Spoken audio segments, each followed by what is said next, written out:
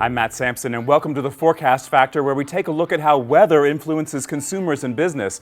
With me, as usual, is storm specialist Dr. Greg Postel and our business and weather expert, Paul Walsh. So, Greg, it feels like a lot of summer heat's been coming down in parts of the country. Did we leave spring behind, or was it a false alarm? Yeah, we didn't leave it behind entirely. I mean, if you look at some of the models, they're suggesting that the atmosphere is going to undergo a little bit of a transition during the next week, I think, where some of the indices that a lot of meteorologists look at to sort of get a picture of what the jet stream looks like.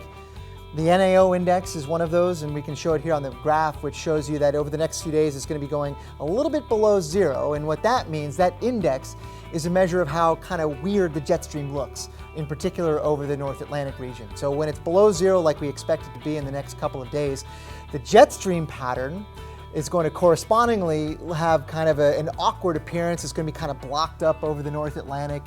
And when that happens, when we kind of have a traffic jam in the jet stream, a lot of times cooler air comes back into lower latitudes, and it just so happens that I think in the next, say, week to 10 days, we'll have some more cool air coming back into at least the middle part of the United States. So it's been hot, we know that, but summer's not coming in quite yet in full force. And Paul, as we predicted right here on this show, we saw a weather-driven rebound in the economy. So what's next?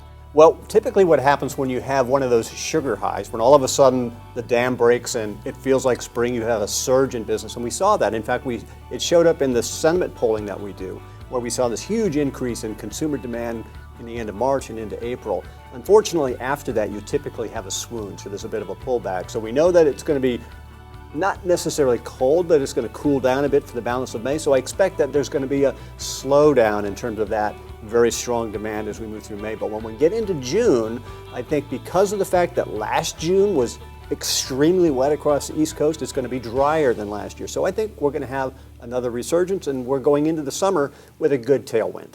All right, gentlemen, thank you. Great, thank you, Matt.